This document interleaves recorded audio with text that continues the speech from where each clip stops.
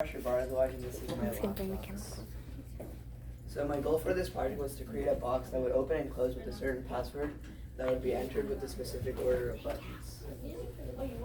I designed my lockbox with a cardboard box that was 3 inches by 3 inches by 2.5 inches. The motor that would open and close the box was placed on the outside of the box. The open password was 1234 and the closed password was 4231. To build this, I used a Raspberry Pi, 1 cardboard box, 1 motor, 4 buttons, 9 male to female wires, 6 male to male wires, and 6 resistors. This was my program. I tested my lockbox 3 times. The problem with my lockbox was the code, as in some places I did not write my code as how I defined it.